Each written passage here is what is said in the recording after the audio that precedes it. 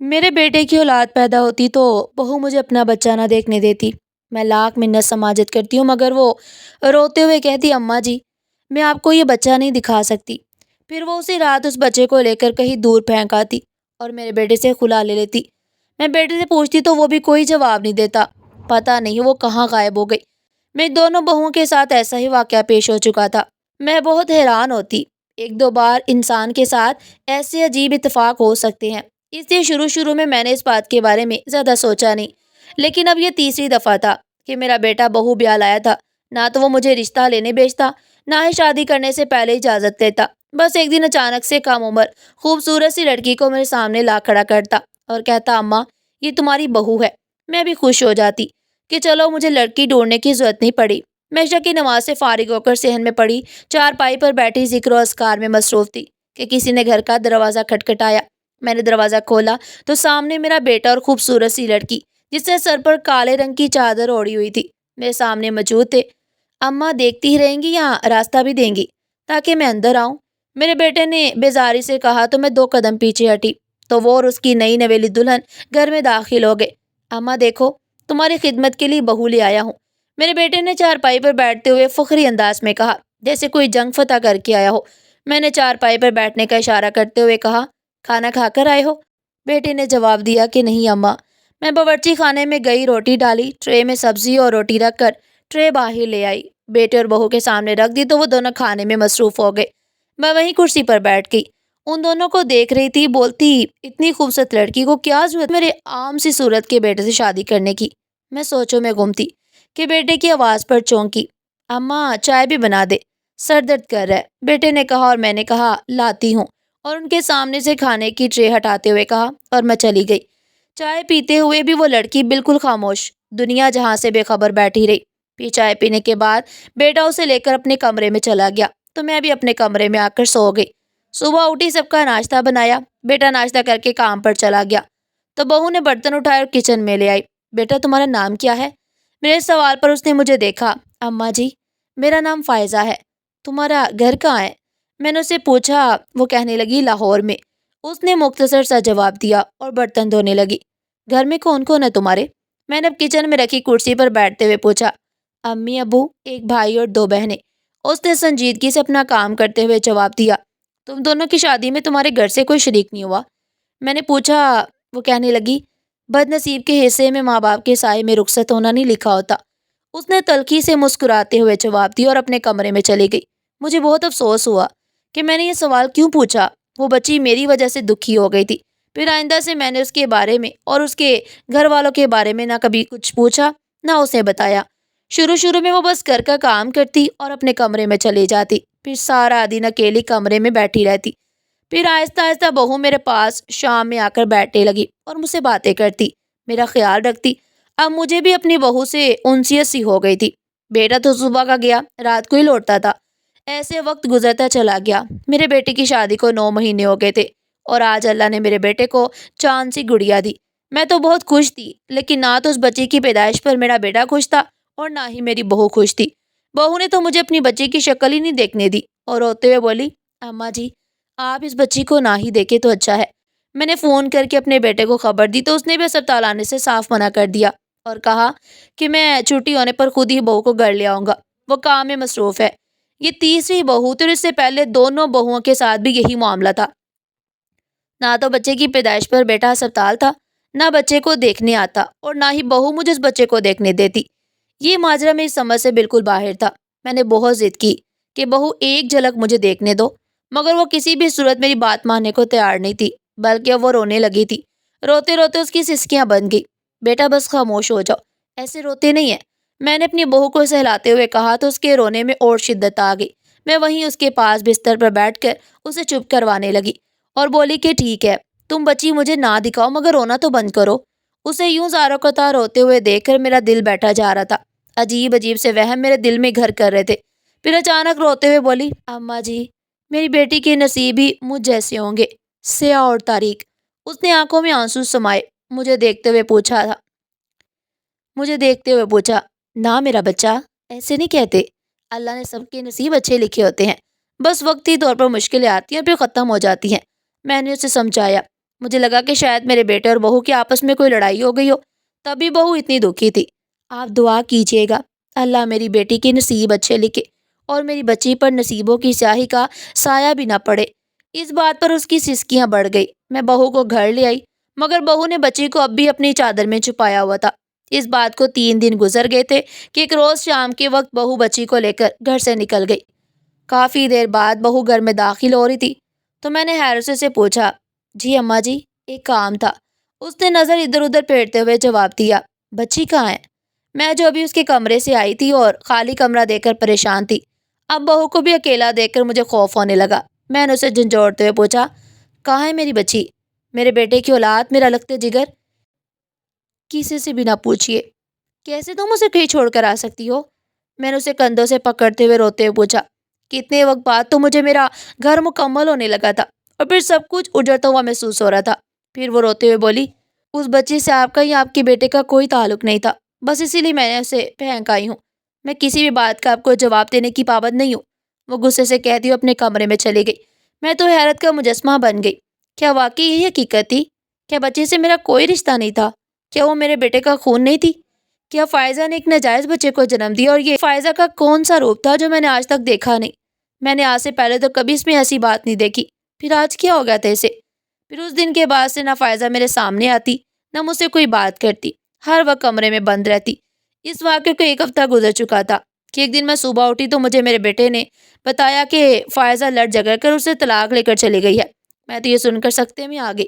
آخر سب چل کیا رہا تھا؟ فائزہ کیسے جا سکتی تھی وہ اچانک، اور کہاں جائے گی؟ اس کے تو ماں باپ ہی اسے ناراض تھے۔ یہ سب سوال مجھے پریشان کرے جا رہے تھے، لیکن میں نے اپنے بیٹے سے کچھ نہیں پوچھا، کیونکہ میں جانتی تھی کہ وہ ہمیشہ کی طرح وہی کہانی سناتا کہ اس کی بیوی کا کہیں چکر تھا اور وہ اس گھر کی غربت سے پریشان تھی، اس لیے یہاں سے چلے گئی۔ جبکہ میرا دل کسی صورت یہ ماننے کو تیار ہی نہیں تھا کہ فائزہ ایسی ہے۔ پہلے جتنی دفعہ بھی بیٹا بہو لایا، نہ تو وہ مجھ سے بات کرتی، نہ ہی میں نے ان میں سے کسی سے انسیت باندھی۔ وہ بس اپنے کمرے تک محدود رہتی تھی، اور جب گھر چھوڑ کر چلی جاتی تو مجھے کوئی خاص فرق نہیں پڑتا تھا۔ بیٹے کی ہر بات پہ یقین کر لیتی تھی، لیکن اس دفعہ میرا دل ماننے کو تیار ہی نہیں تھا۔ فائزہ اپنی مرضی سے گھر چھوڑ کر نہیں گئی تھی۔ کچھ ہی عرصے میں مجھے اس سے اتنی انسیت ہو گئی تھی، کبھی کبھار ایسے لگتے جیسے اللہ نے مجھے فائزہ کے روپ میں بیٹی دے دی ہو۔ وہ میری چھوٹی چھوٹی ضروریات کا خیال رکھتی اور ہر وقت میری خدمت میں لگی رہتی۔ جتنا وقت وہ میرے ساتھ رہی، اتنا تو میں جان گئی کہ نہ تو وہ بچی اپنی مرضی سے چھوڑ کر آئی تھی اور نہ ہی یہ گھر اس نے اپنی مرضی سے چھوڑا تھا۔ میں تو جیسے راتوں کی نیندیں اڑا بیٹھی تھی، ہر وقت فائزہ کی فکر لاحق رہتی۔ سونے کو آنکھیں بند کرتی تو اس کا چہرہ آنکھوں کے سامنے آ جاتا۔ سچ کیا تھا میں نہیں جانتی تھی، کیونکہ میرے بیٹے کو سب معلوم تھا، مگر وہ مجھے بتانا نہیں چاہتا تھا۔ لیکن اب میں نے ارادہ کر لیا تھا کہ سچ کیا ہے جان کروں گی۔ اس سب کے پیچھے آخر راز کیا ہے مجھے جاننا تھا، حقیقت سے پردہ اٹھانا تھا۔ شاید میرا بیٹا کسی برے کام میں ملوث ہے، نہ جانے وہ لڑکیاں کہاں سے آتی تھی اور کہاں چلی جاتی، لیکن اب میں مزید یہ سب ہوتے چپ چاپ نہیں دیکھ سکتی تھی۔ مجھے حقیقت معلوم کرنی تھی۔ صبح اٹھتی اپنی بہن کے گھر چلی گئی، جس کی اکلوتی بیٹی طلاق کے بعد میکے بیٹھی تھی۔ بہن بیوہ تھی اور بیمار رہتی تھی۔ میں نے فیصلہ کیا کہ میں اپنی بھانجی کو اپنی بہو بناؤں گی۔ میں نے بہن سے کہا تو اس نے فوراً ہاں کر دی، کیونکہ وہ دل کی مریضہ تھی، اسے ہر وقت اپنی طلاق یافتہ بیٹے کی فکر لاحق رہتی۔ اور جب یہ خبر بیٹے کو پتہ چلی تو اس کی خوشی کے مارے پاؤں ہی زمین پر نہیں ٹک رہے تھے، کیونکہ میری بہن اور میں نے بچپن میں ہی ان دونوں کا رشتہ طے کر دیا تھا۔ لیکن جب شادی کا وقت آن پہنچا تو میری بھانجی نے شادی سے انکار کر دیا، اور پھر میری بہن نے اپنی بیٹی کی خواہش کے مطابق اس کی شادی کر دی۔ اور اب کئی سال گزر جانے کے بعد شادی اپنی بھانجی سے کر دی، اور بچے کی پیدائش تک مجھے انتظار کرنا تھا۔ ایسے ہی وقت گزرتا گیا اور سب کچھ بالکل صحیح ہو گیا تھا۔ جتنے شک و شبہات میرے دل میں تھے اپنے بیٹے کو لے کر، وقت کے ساتھ ساتھ ختم ہوتے چلے گئے۔ میرا بیٹا میری بھانجی کو اپنی ہتھیلی کا چھالا بنا کر رکھتا تھا، ہر وقت اس کے آگے پیچھے گھومتا رہتا۔ میری بھانجی میرے بیٹے کے ساتھ بہت زیادہ خوش تھی، وہ ہر وقت میری احسان مند رہتی، اس کی ہر خواہش پوری کرتا، اسے بستر سے پاؤں نیچے تک نہیں رکھنے دیتا، اور اسی طرح اس نے میری بھانجی کو پورے 9 مہینے آرام کروایا۔ اور پھر آخر کار وہ دن آ گیا جب اللہ نے ہماری خوشیوں کی برسات کر دی۔ میرے بیٹے اور بھانجی کا دامن خوشیوں سے بھر گیا۔ میرے بیٹے کا چاند سا بیٹا پیدا ہوا۔ میرا بیٹا باپ بننے پر بہت خوش تھا۔ میں نے پہلی دفعہ بیٹے کو اتنا خوش دیکھا، ورنہ اس سے پہلے تو وہ ہسپتال آ کر جھانکتا بھی نہیں تھا۔ آج پورے محلے میں خوشی سے مٹھائی بانٹ رہا تھا۔ میں سوچتی رہتی کہ پہلے 3 بیویوں کے ساتھ اس نے ایسا کیوں کیا۔ میری سمجھ میں ابھی تک کچھ نہیں آ رہا تھا۔ مجھے تو لگا تھا کہ بہو اس بار بھی مجھے اپنے بچے کو نہیں دیکھنے دے گی اور اسے کہیں پھینک کر میرے بیٹے سے خلا لے لے گی، مگر اس دفعہ تو معاملہ پہلے سے الٹ ہو گیا تھا۔ اب مجھے فائزہ یاد آتی، اور جب بھی وہ مجھے یاد آتی میں اس کی سلامتی کے لیے دعا کرتی تھی۔ فائزہ میرے بیٹے کا ماضی تھی، وہ ماضی جو ایک راز تھا، اور یہ پہیلی اب بھی الجھی ہوئی تھی۔ بیٹے کی پیدائش کے بعد تو میرا بیٹا اور بہو بہت خوش تھے۔ میں خوش تر ان دونوں کے لیے، اور خاص طور پر اس بات سے کہ میرے سارے شک غلط ثابت ہوئے تھے۔ میرا بیٹا کسی غلط کام میں ملوث نہیں تھا۔ ایک دن مجھے خبر آئی کہ میری نند دنیا فانی سے کوچ کر گئی۔ میں جنازے میں شرکت کے لیے اسی دن دوسرے شہر جا پہنچی جہاں میری نند کا گھر تھا۔ پھر سوئم تک وہیں رکی ہوئی تھی کہ نند کی بیٹی اپنے 4 سالہ بیٹے کو پریشانی میں لیے گھوم رہی تھی۔ وجہ پوچھی تو پتہ چلا کہ بچے کو شدید بخار ہے۔ پھر میں اپنی نند کی بیٹی کے کہنے پر ان دونوں کو لے کر قریبی ہاسپٹل چلی گئی۔ وہاں بچے کا علاج کروایا۔ میں اسپتال کے اندر بنے ہوئے میڈیکل سٹور سے دوائی لے رہی تھی کہ اچانک کوئی مجھ سے ٹکرا گیا۔ ٹکرانے والے کے ہاتھ سے فائل گر گئی تھی، اور اس کے ساتھ ایک 2 سال کی بچی تھی۔ میں فائل اٹھانے کے لیے جھکی تو اس نے جو کہا میرے پیروں تلے سے زمین نکل گئی۔ میرے کانوں میں فائزہ کے نام کی آواز آئی۔ سامنے کھڑی لڑکی جس نے اپنا چہرہ چادر کے پلو سے ڈھانپ رکھا تھا اچانک کھل گیا، اور واقعی وہ فائزہ تھی۔ میں اپنی جگہ حیران رہ گئی۔ پھر میں اس کے پاس روتی ہوئی گئی، اسے گلے سے لگایا اور اس سے گھر چھوڑنے کی وجہ پوچھی تو وہ بتانے کو تیار نہیں تھی، مگر میرے مجبور کرنے پر اس نے سب کچھ بتا دیا۔ اس سے جو انکشاف کیا وہ جان کے میں رونگٹے کھڑے ہو گئے۔ کبھی سوچا بھی نہیں تھا کہ میرا بیٹا اس حد تک گر سکتا ہے۔ فائزہ روتے ہوئے بتانے لگی، میری یہ غلطی نے مجھے برباد کر دیا۔ مجھے اپنے کالج کے ایک لڑکے سے محبت ہو گئی تھی، اور وہ بھی مجھے پسند کرتا تھا۔ ایک دن اس نے مجھے ملنے بلایا تو میں چلی گئی۔ اس نے مجھے شربت پلایا جس میں نہ جانے کیا تھا۔ آنکھ کھولی تو میں جان چکی تھی کہ میری عزت نیلام ہو چکی ہے، لیکن اس نے ان سب کو محبت کا نام دے کر ٹال دیا۔ ایک دن طبیعت خراب ہوئی تو اماں ہاسپٹل لے گئی۔ وہاں ڈاکٹر نے بتایا کہ میں امید سے ہوں۔ گھر آ کر اماں ابا نے بہت مارا اور کہا کہ میں اس لڑکے کو بلاؤں تاکہ وہ مجھ سے نکاح کر کے مجھے اپنے ساتھ لے جائے، کیونکہ وہ میری آوارگی کا سایہ وہ اپنی دوسری بیٹیوں پر نہیں پڑنا دینا چاہتے تھے۔ میں نے اسے کال کر کے سب کچھ بتایا تو وہ آگے سے ہنسنے لگا اور یہ کہہ کر کال کاٹ دی کہ وہ بس مجھے پاگل بنا رہا تھا، وہ کیوں مجھے ایسی آوارہ لڑکی سے شادی کرتا پھرے گا۔ میں اپنا گھر چھوڑ کر ایک فلاحی ادارے میں آ گئی جہاں بے سہارا لڑکیاں رہتی تھی۔ گھر چھوڑنے کی وجہ یہ تھی کہ میرے بھائی اور ابا میری جان کے دشمن بن گئے تھے۔ وہ دن رات مجھے ختم کرنے کے منصوبے بنا رہے تھے، اس لیے موقع ملتے ہی میں گھر سے بھاگ گئی۔ اس فلاحی ادارے میں رہتے ہوئے مجھے ابھی چند مہینے ہی گزرے تھے کہ میری ملاقات آپ کے بیٹے سے ہوئی، کیونکہ آپ کا بیٹا اس ادارے میں جاب کرتا تھا۔ اس نے کہا کہ وہ میرے بارے میں سب جانتا ہے، پھر مجھ سے شادی کرنا چاہتا ہے اور میری زندگی میں خوشیاں بڑھنا چاہتا ہے، مگر اس شرط پر کہ جو بچہ میرے پیٹ میں ہے وہ اس بچے کو نہیں اپنائے گا، اور اس بچے کی شکل میں اسے اور اس کی ماں کو بھی نہیں دکھاؤں گی، اسے کہیں دور جا کر پھینک آؤں گی۔ میں نے اس کی شرط مان لی اور آپ کے بیٹے سے شادی کر لی۔ میری مجبوری تھی، میں پھر سے عزت کی زندگی جینا چاہتی تھی۔ شادی کے بعد میں آپ کے بیٹے کی ہر بات مانتی تھی، اور جب بچی پیدا ہوئی تو اسے دوسرے شہر کے فلاحی ادارے میں دے آئی۔ پھر ایک دن نیند سے آنکھ کھلی تو میں نے اپنے شوہر کو بات کرتے سنا کہ وہ مجھے کسی آدمی کے آگے بیچ دے گا جس کے بدلے میں اسے بہت سے پیسے ملیں گے، اور یہی اس کا کام تھا۔ اس ادارے میں آنے والی خوبصورت لڑکیوں سے دھوکے سے شادی کرتا، اور جب اس کا دل بڑھ جاتا تو انہیں آگے بیچ دیتا۔ میں نے اس دن اپنے شوہر کی ساری بات سن لی۔ مجھے بہت دکھ ہوا، مگر میں چپ چاپ سوئی رہی، اور پھر فجر کے وقت اٹھ کر میں اس گھر سے بھاگ گئی، کیونکہ اگر میں ایک دن بھی وہاں رہتی تو وہ مجھے بھی بیچ دیتا۔ پھر وہاں سے بھاگ کر میں اس ادارے میں گئی جہاں اپنی بچی کو چھوڑ آئی تھی، اور بہت کوششوں کے بعد میں نے اپنی بچی وہاں سے واپس لی اور اس شہر میں رہنے کے لیے آ گئی۔ اب میں ایک اسکول میں ٹیچر بن کر اپنا اور اپنی بیٹی کا پیٹ حلال روزی سے پالتی ہوں۔ یہ سب بتا کر وہ خاموش ہو گئی۔ اس وقت میری آنکھیں شرم سے جھک گئی تھی۔ میں نے اسے دیکھا، اس کا چہرہ آنسوؤں سے تر تھا۔ میں نے اسے اپنے بیٹے کی طرف سے معافی مانگی اور میرے پاس جتنے پیسے تھے اسے تھما دیے، اور اسے اور اس کی بیٹی کو پیار کیا۔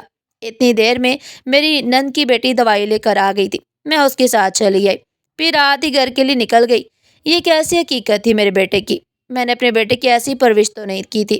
دل پر بوجھ محسوس ہو رہا تھا۔ آج فائزہ کی بات سن کے مجھے اپنی تربیت پر شرمندگی ہو رہی تھی۔ انہیں سوچوں میں گھر پہنچ گئی۔ گھر آئی تو سب کچھ ویسا ہی تھا جیسا چھوڑ کر گئی تھی۔ میرا خوشحال گھرانہ، بانجی پاس آ کر کھڑی اور پھر بیٹھ گئی اور اتنے دنوں کی روداد سنانے لگی۔ اس کے چہرے سے خوشی جھلک رہی تھی۔ وہ بتاتی کہ میرا بیٹا اس کا کتنا خیال رکھتا ہے۔ پہلے تو سوچا کہ ساری باتیں اپنی بانجی کو بتا دو، پھر خاموش رہنا ہی بہتر سمجھا۔ رات ہو گئی اور بیٹا اور بانجی رات کا کھانا کھا کر اپنے کمرے میں چلے گئے، اور میں اپنے کمرے میں آ گئی۔ سونے سے پہلے بانجی نے یاد دہانی کروائی کہ نیند کی گولی لے لو۔ کافی عرصہ ہو گیا تھا بغیر نیند کی گولی کے نیند ہی نہیں آتی تھی۔ بہو کو کہہ کر بھیج دیا کہ میں گولی لے چکی ہوں، لیکن گولیاں ختم ہو چکی تھی۔ میں بستر پر لیٹی یہی سوچتی رہی کہ کیا مجھے ساری باتیں اپنی بہو کو بتا دینی چاہیے۔ نہیں، اب تو وہ ٹھیک ہو گیا ہے اور مجھے نہیں لگتا کہ وہ اب بھی وہ برے کام کرتا ہوگا۔ جب سے میری بانجی اس کی زندگی میں آئی تھی وہ اپنی پچھلی تمام بری عادتیں چھوڑ چکا تھا۔ وہ دونوں اپنی زندگی میں خوش تھے اور میرا بھی تو ایک ہی سہارا تھا۔ اب میں اپنے بیٹے کو کھونا نہیں چاہتی تھی اور پھر میں خود ہی سو گئی۔ جو بھی تھا میرے بیٹے کا ماضی تھا، وہ اب یہ سب کچھ نہیں کر رہا تھا۔ اسے میں نے فیصلہ کیا کہ میں کسی کو بھی فائزہ کی بتائی ہوئی بات کا ذکر نہیں کروں گی۔ اچانک مجھے بیٹے کے کمرے سے کچھ آوازیں آنے لگی۔ میں نہ چاہتے ہوئے بھی ان کے کمرے کے پاس کھڑی ہو کر باتیں سننے لگی۔ میں نے سب سن لیا۔ میں آپ کی حقیقت سب کو بتاؤں گی۔ شرم نہیں آئی اپنی ہی بیوی کا سودا کرتے ہوئے؟ میری بانجی چیخ رہی تھی۔ ساتھ ہی تھپڑ کی آواز آئی تم زیادہ ہی سر پر چڑھ گئی ہو، اسی اپنی اوقات ہی بھول گئی ہو۔ میں نے سوچا تو تھا کہ ساری زندگی تیرے ساتھ رہوں گا، لیکن کیا ہے نا، تیرا دام ہی اتنا لگا ہے کہ میں لاکھ منع کرنے کے باوجود بھی مان گیا۔ اتنی رقم ملے گی کہ آرام سے عیش کروں گا۔ پہلے میری بانجی کی چیخی اور پھر میرے بیٹے کے ہنسنے کی آوازیں آنے لگی۔ چل اٹھ، تیار ہو جا، میں ابھی کچھ دیر میں مالا مال ہو جاؤں گا، اس نے ہنستے ہوئے کہا۔ میں واپس اپنے کمرے میں آئی اور جلدی سے پولیس کو کال کی۔ کچھ ہی دیر میں دروازہ بجا اور میرا بیٹا خوشی خوشی دروازہ کھولنے آیا تو حیران رہ گیا، کیونکہ دروازے پر پولیس تھی۔ اور پھر ساری حقیقت بتانے کے بعد پولیس میرے بیٹے کو لے گئی۔ ایک ماں کے لیے بہت مشکل بلکہ شاید ناممکن ہوتا ہے کہ وہ اپنے بچے کو تکلیف میں دیکھے، اور میں نے اپنے ہاتھوں سے اپنے بچے کو سلاخوں کے پیچھے بیچنے میں مدد کی۔ میرا بیٹا میرا اکلوتا سہارا تھا۔ چاہتی تو خاموش رہتی اور اپنا بڑھاپا سکون سے گزار لیتی، مگر ضمیر کی آواز سے مجھے خاموش رہنے نہیں دیا۔ میں ہمیشہ سوچتی تھی کہ اللہ نے مجھے بیٹی کیوں نہیں دی، لیکن آج شکر ادا کرتی ہوں کہ اللہ تعالیٰ نے مجھے بیٹی نہیں دی، ورنہ میرا بیٹا دوسروں کی بہن بیٹیوں کے ساتھ جو کرتا تھا، کہیں اس کا مکافات عمل مجھے نہ بھگتنا پڑ جاتا۔ ناظرین، ہماری کہانی آپ کو کیسی لگی؟ کمنٹ سیکشن میں اپنی قیمتی رائے کا اظہار ضرور کیجیے گا، اور اس طرح کی مزید سبق آموز کہانیاں سننے کے لیے ویڈیو کو لائک کریں، چینل کو سبسکرائب کریں اور زیادہ سے زیادہ شیئر کریں۔ پھر ملتے ہیں اس طرح کی ایک اور دلچسپ اور سبق آموز کہانی کے ساتھ، تب تک کے لیے اللہ حافظ۔